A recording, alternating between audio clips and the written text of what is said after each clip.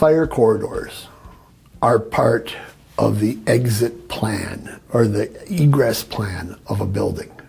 These are ostensibly a tunnel constructed in the definition of passive construction and passive fire construction, I should say. And in doing that, I am creating a safe space for anybody to exit the building. So if you imagine the definition of a corridor is a hallway or tunnel with occupied space on each side.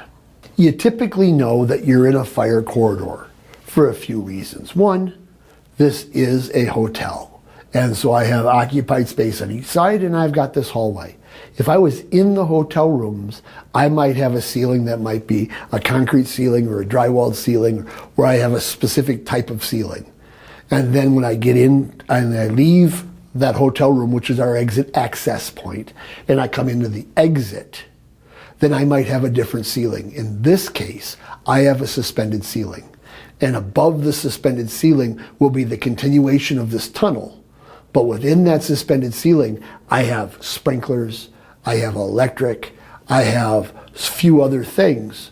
But what we don't want to have are any openings.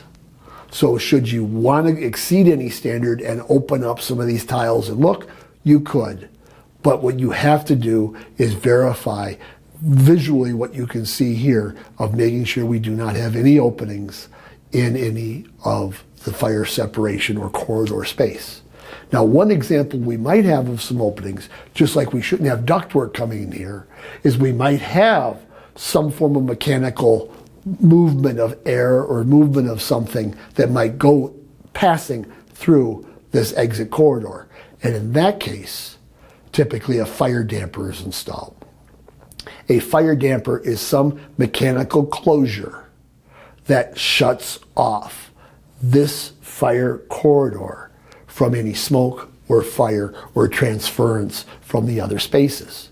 That could be through a fusible link, or that could be through some mechanical system that's attached to the alarm system. In this case, any dampers that we might see on the ceiling are clearly identified with the word damper next to these openings so that I can be assured to take a look at it. But it's very important on your inspections, never test a damper. That is done by somebody otherwise qualified to do so, and certainly not us. But taking illustration of dampers is a very valuable thing for your clients.